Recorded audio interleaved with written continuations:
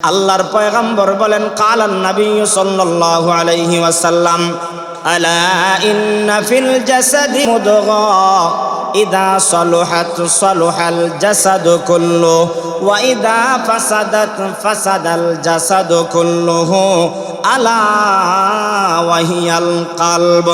মনের রোগটা, অন্তরের রোগটা সম্পর্কে নবীজি বলেন প্রত্যেকটা মানুষের অন্তরের ভিতরে একটা গোশতের টুকরা আছে। অন্যায় করলে একটা দাগ পড়ে যায়, অপরাধ করলে একটা দাগ পড়ে যায়, গুনাহ করলে একটা দাগ পড়ে যায়, তাওবা করলে সেটা মিটে যায়। আল্লাহর কাছে পানা চাইলে আল্লাহ মিটাইয়া দেন ফেরেশতার মাধ্যমে। এমনও আল্লাহর বান্দা আছে অন্যায় করছে তাওবা করে নাই, অপরাধ করছে তাওবা করে নাই, গুনার কাজ করে ফেলেছে তাওবা করে নাই। ওই যে দাগ পড়তে পড়তে পড়তে দুনিয়ার মধ্যে যেমন একটা সাদা কাপড়ের মধ্যে যদি একটা মানুষ দাগ দেয়, দাগ দিতে দিতে দিতে দিতে দেখা যায় এক পর্যায়ে সেটা ময়লা হয়ে যায়, কালো হয়ে যায়। ওই ময়লা যুক্তর দিকে যেরকম ভাবে তাকানো যায় না, আল্লাহর পয়গম্বর বলেন আল্লাহর বান্দা যখন নাফরমানি করতে করতে গুনাহ করতে করতে তার কলবটাকে নষ্ট করে ফেলেছে, এবার তার কাছে ভালো কাজ করতে ভালো লাগে না, অন্যায় কাজ করতে ভালো লাগে, চুগলখড়ি করতে ভালো লাগে, নাফরমানি করতে ভালো লাগে। ওই কলবটা নষ্ট করতে করতে এক পর্যায়ে শিরকে লিপ্ত হয়ে যায়, গুনাহ করতে করতে এক পর্যায়ে কুফরিতে লিপ্ত হয়ে যায়। ওই মনের রোগ নিয়ে যদি কোনো মানুষ মারা যায়, আল্লাহ তাআলা বলেন ইন্নাল্লাযীনা কাফারু ওয়া মাতু ওয়া হুম কুফার, কুফরি অবস্থায় মৃত্যুবরণ করলে আল্লাহর লানত, ফেরেশতাদের লানত, সমস্ত মানব দানবের লানত। এই জন্য দোস্ত আপনার কাছে বলতে চাই, মনের রোগে মারা গেলে জাহান্নাম, শারীরিক রোগ নিয়ে মারা গেলে আপনাকে আল্লাহ দিবেন জান্নাত। কিন্তু মনের রোগের জন্য কোনোদিন চিকিৎসা আমরা করাই? মনের রোগের জন্য কোনোদিন ডাক্তারের কাছে গেলাম না, কোনো আল্লাহওয়ালার কাছে গেলাম না, কোনো পীর বুজুর্গের কাছে গেলাম না, কারো সহবতে গেলাম না, কোরআনওয়ালার কাছে গেলাম না, যে দিন সম্পর্কে জানে তার কাছে গেলাম না। জ্বর হওয়ার কারণে বিশ্বনাথ বাজারে গেলাম, ডাক্তার দেখাইয়া 400 টাকা দিয়ে প্রেসক্রিপশন কিনলাম। এরপরে যদি আরো বেশি অসুস্থতা হয়ে যায়, আমি সিলেটের শহরে চলে গেলাম, ওই জায়গায় যাইয়া ভালো ডাক্তার দেখাইলাম, 1000 টাকা দিয়ে একটা প্রেসক্রিপশন ক্রয় করলাম, ডাক্তার দেখাইলাম। শারীরিক রোগের জন্য, শরীর সুস্থতার জন্য ঢাকা গেলাম, লন্ডন গেলাম, আমেরিকা গেলাম, জাপান জার্মান গেলাম শারীরিক সুস্থতার জন্য। কিন্তু এই রোগ নিয়ে মারা গেলে জাহান্নামে যাবেন এমন কোনো গ্যারান্টি নাই। মনের রোগ, দিলের রোগ, কলবের রোগ, কুফরির রোগ, শিরকির রোগ নিয়ে যদি কোনো মানুষ মারা যায় জাহান্নামে যাবে ঘোষণা কার? আল্লাহর পয়গম্বর একবার সাহাবায়ে কেরামকে প্রশ্ন করলেন, সাহাবীরা আশ্চর্যজনক ঈমান কার? সাহাবীরা জবাব দিলেন, ইয়া রাসূলুল্লাহ, আশ্চর্যজনক ঈমান হলো ফেরেশতাদের। নবীজি বললেন, না, আশ্চর্যজনক ফেরেশতাদের ঈমান হতে পারে না, কারণ তাদেরকে আল্লাহ যেই কাজের জন্য বানিয়েছেন তারা সেই কাজ করে। তাদেরকে আল্লাহ রুকু অবস্থায় রেখেছেন, কিয়ামত পর্যন্ত তারা রুকু অবস্থায় থাকবে। যাদেরকে আল্লাহ দাঁড়ানো অবস্থায় রেখেছেন কিয়ামত পর্যন্ত তারা দাঁড়ানো অবস্থায় থাকবে, আল্লাহর কোনো কথা অমান্য করবে না, আল্লাহর আদেশ পালনকারী তারা। তাদের ঈমানটা আশ্চর্যজনক নয়? তো নবীজি আবার জিজ্ঞাসা করলেন, বলো, যেহেতু তোমাদের প্রথম কথা হয়নি, এবার বলো আশ্চর্যজনক ঈমান কার হতে পারে? দ্বিতীয়বার সাহাবীরা উত্তর দিলেন, তাহলে আশ্চর্যজনক ঈমান হলো আম্বিয়ায়ে কেরামের, অর্থাৎ নবীদের ঈমান আশ্চর্যজনক।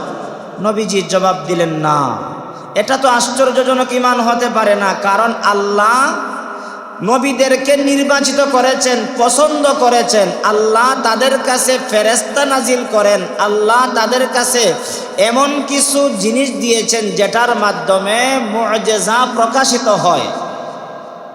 আল্লাহ সমস্ত নবীদেরকে আল্লাহ মুআজিজা দিয়া দুনিয়াতে প্রেরণ করেছেন, যাতে করে মুআজিজা দেইকা, অলৌকিকতা দেইকা উম্মতরা নবীর অনুসরণ করে। ও সাহাবীরা, নবীদের ঈমান আশ্চর্যজনক না। এবার সাহাবীরা বলল, ইয়া রাসূলুল্লাহ, তাহলে আশ্চর্যজনক ঈমান আমরার, অর্থাৎ সাহাবীরা বলতেছেন সাহাবীদের ঈমান হলো আশ্চর্যজনক। নবীজি জবাব দিলেন, সাহাবীরা না, তোমাদের ঈমান আশ্চর্যজনক ঈমান না, কারণ তোমরা আমার হাতে গড়া সাহাবী, আমার হাতে হাত রেখে তোমরা কালেমা পড়েছ, মুসলমান হয়েছ। আমি বলেছি, আল্লাহ আমাকে যা জানায় দিয়েছে ওহির মাধ্যমে আমি তোমাদের সামনে উপস্থিত করেছি, তোমাদের সামনে আমি বর্ণনা করেছি, ওই কথাটা তোমরা গ্রহণ করেছ। তাহলে বলো তো দেখি আশ্চর্যজনক ঈমান কার হতে পারে? সাহাবীরা এক নম্বরে জবাব দিলেন ফেরেশতাদের। নবীজি বললেন না না। 2 নম্বরে সাহাবীরা প্রশ্ন করলেন, তাহলে হবে আম্বিয়ায়ে কেরামের। নবীজি বললেন না না। 3 নম্বরে সাহাবীরা বললেন, তাহলে আমরা আপনার সাহাবীদের হবে।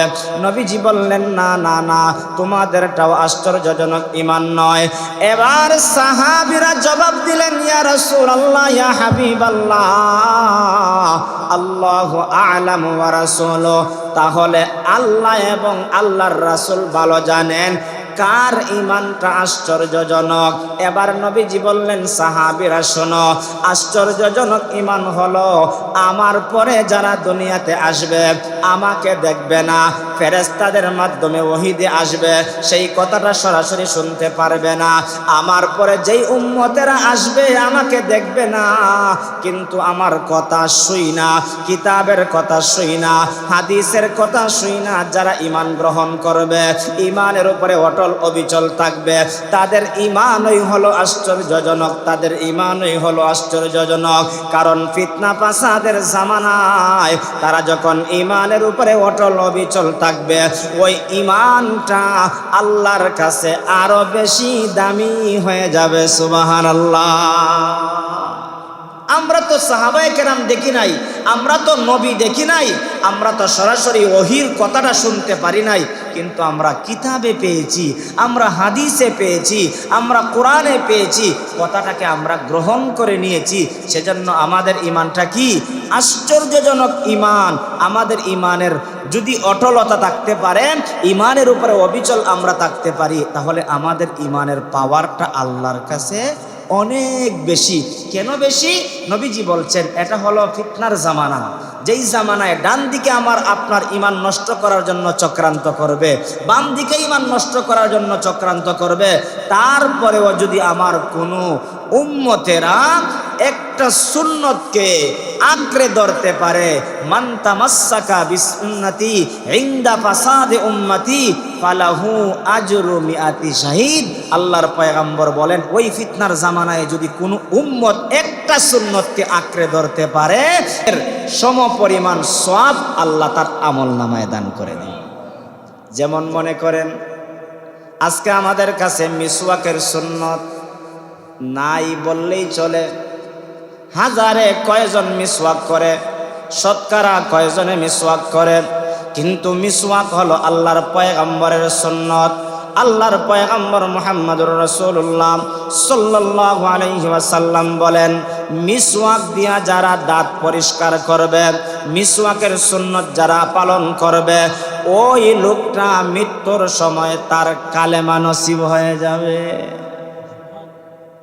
আল্লাহর পয়গম্বর মুহাম্মদুর রাসূলুল্লাহ সাল্লাল্লাহু আলাইহি ওয়াসাল্লাম বলেন, আমার সব সময় মিসওয়াকের সুন্নতটা আমার কাছে পাবন্দী ছিল। আম্মাজান হযরতে আয়েশা সিদ্দিকা বলেন, পয়গম্বর যখন দুনিয়া থেকে বিদায় হয়ে যাওয়ার সময় হয়ে গেল, আমার কাছে আল্লাহর পয়গম্বর ইশারা করে দেখাইলেন, ও আয়েশা, একটা খেজুরের ডাল আমাকে দাও, আমি মিসওয়াক করব। নবীজির সাকরাত চলতেছে, দুনিয়া থেকে বিদায় হয়ে যাওয়ার সময় হয়ে গেল। আল্লাহর পয়গম্বরকে আম্মাজান আয়েশা খেজুরের একটা ডাল সিবাইয়া নরম কইরা আল্লাহর পয়গম্বরের কাছে দিলেন। আল্লাহর পয়গম্বর মুখের ভিতরে ঢুকাইয়া মিসওয়াক করলেন, এরকম ভাবে ঘষাইলেন। ঘষাইতে ঘষাইতে আল্লাহর পয়গম্বর দুনিয়া থেকে বিদায় হয়ে গেলেন। এটার দ্বারা প্রমাণ হয় মিসওয়াকের দ্বারা। আল্লাহর কাছে সান্নিধ্য লাভ করা যায় মিসওয়াকের দ্বারা, আল্লাহ তাআলার নৈকট্য হাসিল করা যায় মিসওয়াকের পাবন্দি একটা সুন্নতের আমলের দ্বারা। মৃত্যুর সময় কালেমা নসিব হয়ে যায়। সুবহানাল্লাহ। আজকে ডিজিটাল যুগে মিসওয়াক কেউ ব্যবহার করতে চায় না। এজন্য আল্লাহর পয়গম্বর বলেন, একটা সুন্নতকে আঁকড়ে ধরো। ইয়া রাসূলুল্লাহ, আমি তো আপনার সমস্ত সুন্নতকে আঁকড়ে ধরতে পারি না। একটা সুন্নতকে মহব্বত করলাম, একটা নবীর সুন্নতকে মহব্বত করলে আল্লাহর পয়গম্বর বলেন, মান আহাব্বা সুন্নতি ফাকাদ আহাব্বানি ওয়া মান আহাব্বানি কানা মাই ফিল জান্নাহ। আল্লাহর পয়গম্বর বলেন, আমার একটা সুন্নতকে যে মহব্বত করলো সে যেন আমি নবীকে মহব্বত করলো, আর যে আমি নবীকে মহব্বত করলো সে আমি নবীর সঙ্গে জান্নাতের মধ্যে থাকবে। সুবহানাল্লাহ। নবীর একটা সুন্নতকে মহব্বত করা, নবীর সুন্নতকে মহব্বত করা মানে নবীকে মহব্বত করা। হায় হায়, আজকে আমাদের কাছ থেকে কত সুন্নত চলে যাচ্ছে, কত সুন্নত আমাদের কাছ থেকে চলে যাচ্ছে। আমরা এগুলোকে মূল্যায়নই করি না, এগুলোর কোনো গুরুত্বই দেই না। কেন দিব আর কেনই দিতে পারি না? কারণ হলো আমাদের ইমানের দুর্বলতা। কিসের দুর্বলতা? ইমানের দুর্বলতা। আর ইমানের দুর্বলতা কেন আমাদের? কারণ এই যে আমাদের কলব নষ্ট। আমাদের কি নষ্ট? কলব নষ্ট। হাদিসে এসেছে রোগ দুই প্রকার। রোগ কয় প্রকার? রোগ দুই প্রকার। একটা হলো শারীরিক রোগ, জ্বর বলেন, মাথা ব্যথা বলেন, পেটে ব্যথা বলেন, পায়ে ব্যথা বলেন, শরীরের অঙ্গ প্রত্যঙ্গ ব্যথা বলেন, অথবা যে কোনো ধরনের যে কোনো রোগ হতে পারে। প্যারালাইসিস হতে পারে, ক্যান্সার হতে পারে, আলসার হতে পারে, অথবা আপনার হার্ট ব্লক হতে পারে। এটা হলো আপনার শারীরিক রোগ। এই রোগের কারণে যদি আপনি মারা যান, ঈমান থাকলে আপনি জাহান্নামী হবেন না। এমন কি কিছু রোগ আছে যেই রোগ নিয়ে যদি কোনো মানুষ মারা যায়, আল্লাহর পয়গম্বর বলেন তাকে শহীদি মর্যাদা আল্লাহ দান করে দিবে। খরেরা একটা রোগ আছে রে, প্লেগ একটা রোগ আছে, এই সমস্ত কিছু রোগ আছে। ওই রোগে দেখা যায় মানুষ চিকিৎসা ছাড়াই মারা যায়। ওই রোগে মারা গেলে আল্লাহর পয়গম্বর বলেন তাকে শহীদি মর্যাদা আল্লাহ দান করবেন। এমনকি যদি কোনো মানুষ অসুস্থ হইয়া বিছানার মধ্যে পইরা মারা যায়, জাহান্নামে যাবে এমন কোনো গ্যারান্টি কেউ দিতে পারবে না। হতে পারে আল্লাহ শাস্তি দিয়ে তাকে জান্নাত দিতে পারেন, কিন্তু দুই নম্বরের যে একটা রোগ আছে, কুফুরির রোগ, শিরকির রোগ, আল্লাহর নাফরমানির রোগ, সেটা হলো কলবের রোগ, অন্তরের রোগ। অন্তরের ভিতরে একটা গোশতের টুকরা আছে।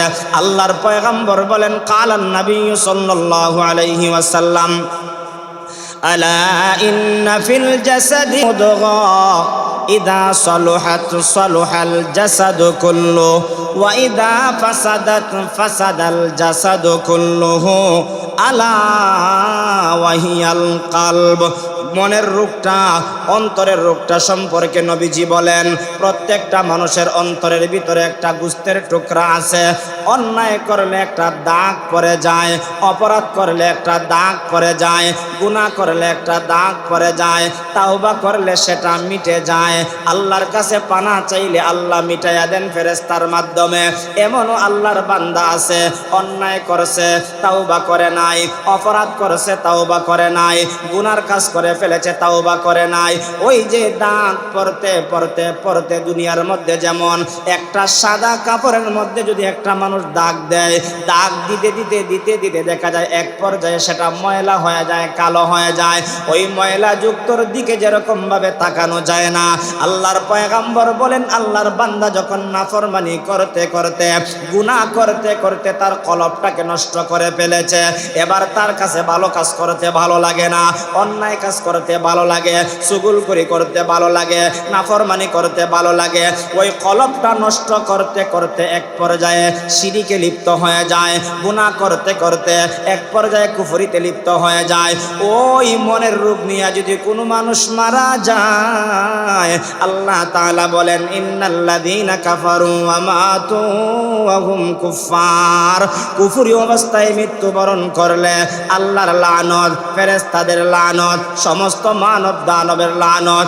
এই জন্য দোস্ত আপনার কাছে বলতে চাই, মনের রোগে মারা গেলে জাহান্নাম, শারীরিক রোগ নিয়ে মারা গেলে আপনাকে আল্লাহ দিবেন জান্নাত। কিন্তু মনের রোগের জন্য কোনোদিন চিকিৎসা আমরা করাই? মনের রোগের জন্য কোনোদিন ডাক্তারের কাছে গেলাম না, কোনো আল্লাহওয়ালার কাছে গেলাম না, কোনো পীর বুজুর্গের কাছে গেলাম না, কারো সহবতে গেলাম না, কোরআনওয়ালার কাছে গেলাম না, যে দিন সম্পর্কে জানে তার কাছে গেলাম না। জ্বর হওয়ার কারণে বিশ্বনাথ বাজারে গেলাম, ডাক্তার দেখাইয়া 400 টাকা দিয়ে প্রেসক্রিপশন কিনলাম। এরপরে যদি আরো বেশি অসুস্থতা হয়ে যায়, আমি সিলেটের শহরে চলে গেলাম, ওই জায়গায় যাইয়া ভালো ডাক্তার দেখাইলাম, 1000 টাকা দিয়ে একটা প্রেসক্রিপশন ক্রয় করলাম, ডাক্তার দেখাইলাম। শারীরিক রোগের জন্য, শরীর সুস্থতার জন্য ঢাকা গেলাম, লন্ডন গেলাম, আমেরিকা গেলাম, জাপান জার্মান গেলাম শারীরিক সুস্থতার জন্য। কিন্তু এই রোগ নিয়ে মারা গেলে জাহান্নামে যাবেন এমন কোনো গ্যারান্টি নাই। মনের রোগ, দিলের রোগ, কলবের রোগ, কুফুরির রোগ, শিরকির রোগ নিয়ে যদি কোনো মানুষ মারা যায়, জাহান্নামে যাবে ঘোষণা কার? আল্লাহ। শারীরিক রোগের জন্য আমরা চিকিৎসা করাই, কিন্তু অন্তরের রোগের জন্য কারো কাছে আমরা চিকিৎসা করাই না। এজন্য ঈমানওয়ালা তুমি কেমনে নামাজি হইবা, ঈমানওয়ালা তুমি কেমনে আল্লাহর পাবন্দি ইবাদত বন্দেগীকারী হইবা? পারবা না, কারণ তোমার কলবের ভিতরে দাগ লাগতে লাগতে লাগতে লাগতে লাগতে কালো হয়ে গেছে, ময়লা হয়ে গেছে। ময়লা যদি তোমাকে পরিষ্কার করতে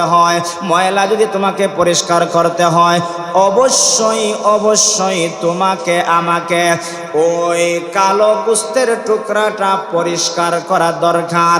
সাহাবায়ে কেরাম প্রশ্ন করলেন, ইয়া রাসূলুল্লাহ, গোশতের টুকরাটা কিভাবে পরিষ্কার করা যায়? আল্লাহর পয়গম্বর বললেন, এটা পরিষ্কার করতে হলে একটা রেতের প্রয়োজন। রেতটা হলো কালামুল্লাহ। আল্লাহর কালাম যখন তেলাওয়াত করবা, তেলাওয়াতের দ্বারা তোমার কলব পরিষ্কার হয়ে যাবে। আল্লাহর কালামের তেলাওয়াতের দ্বারা তোমার কলব পরিষ্কার হয়ে যাবে। এরপরে আল্লাহর পয়গম্বর ডাক দিয়া বলেন, জিকিরের দ্বারা তোমার কলব পরিষ্কার হয়ে যাবে। সকাল সন্ধ্যা তুমি সুবহানাল্লাহ সুবহানাল্লাহ সুবহানাল্লাহ বলবা, আলহামদুলিল্লাহ বলবা, আল্লাহু আকবার তাসবিহগুলো পড়বা। ওই তাসবিহগুলোর দ্বারা তোমার কলবটা পরিষ্কার হয়ে যাবে। তুমি কি জানো সুবহানাল্লাহর কি পরিমাণ পাওয়ার, আলহামদুলিল্লাহর কি পরিমাণ পাওয়ার, আল্লাহু আকবারের কি পরিমাণ পাওয়ার? সাইয়্যিদুনা হযরতে মুসা নবী আলাইহিস সালাতু ওয়াস সালাম বললেন, আল্লাহ আমাকে একটা তাসবিহ শিক্ষা দাও, যেই তাসবির দ্বারা আপনার নৈকট্য হাসিল করতে পারি, আপনাকে বেশি বেশি স্মরণ করতে পারি। আল্লাহ তাআলা জানায় দিলেন, ও মুসা, তুমি এমন একটা তাসবিহ পড়ো, ওই তাসবিহটা সকাল সন্ধ্যা পড়লে তুমি আমাকে সন্তুষ্ট করতে পারবা। এবার আল্লাহ তাআলা শিখিয়ে দিলেন, তুমি পড়ো সুবহানাল্লাহ। এবার মুসা নবী বললেন, কুল্লু আবদিকা ইয়াকুলু হাযা। আল্লাহ এমন একটা তাসবিহ আমারে শিক্ষা দিলেন, যেই তাসবিহটা সবাই পারে, সবাই পড়ে। আল্লাহ জানায় দিলেন, মুসা শোনো, যদিও সবাই পারে, সবাই জানে, সবাই পড়ে, জেনে রাখো এই সুবহানাল্লাহর কি পরিমাণ ওজন। এক পাল্লার মধ্যে যদি সুবহানাল্লাহ রাখা হয়, আর এক পাল্লার মধ্যে যদি 7 আসমান 7 জমিন রাখা হয়, 7 আসমান 7 জমিনের পাল্লা হালকা হয়ে যাবে, আর সুবহানাল্লাহ আর আলহামদুলিল্লাহর পাল্লাটা ভারী হয়ে যাবে। সুবহানাল্লাহ। আজকে তো আমাদের জবান দিয়ে সুবহানাল্লাহ আসে না, আজকে তো আমার জবান দিয়ে আলহামদুলিল্লাহ আসে না, আজকে তো আমার জবান দিয়ে আল্লাহু আকবার আসে না। গালি আসে, গালি, অন্যায় কথা আসে, অন্যায় কথা, কুফরি কথা আসে, কুফরি কথা, শিরিকি কথা আসে, শিরিকি কথা। ও মুসলমান, দিনটাকে পরিষ্কার রাখো, দেখবা তোমার দিলটা পরিষ্কার হওয়ার কারণে আয়না যত পরিষ্কার হয়, চেহারা তত পরিষ্কার দেখা। আয়না যত পরিষ্কার হয় চেহারা তত ক্লিয়ার দেখা যায়। একটা মানুষের কলব যত পরিষ্কার হবে তার জন্য আল্লাহর ইবাদত বন্দেগী তার কাছে সহজ হয়ে যাবে। আমিরুল মুমিনিন সাইয়্যিদনা হযরত উমর, যেই উমর ইসলাম গ্রহণের আগে এত ছিলেন যে তিনি উট রাখালি করতেন, রৌদ্রের কারণে উটের ওই ছায়ার নিচে বৈশা থাকতেন আর উট লেদাই দিত মাথার মধ্যে। উনার বাবা বলতেন আমার সন্তানটা এত সরল সোজা, তে জীবন চালাইবে কেমনে? কিন্তু ইসলাম গ্রহণ করার কারণে উমরের এত সম্মান বেড়ে গেল। আল্লাহর পয়গাম্বর বলেন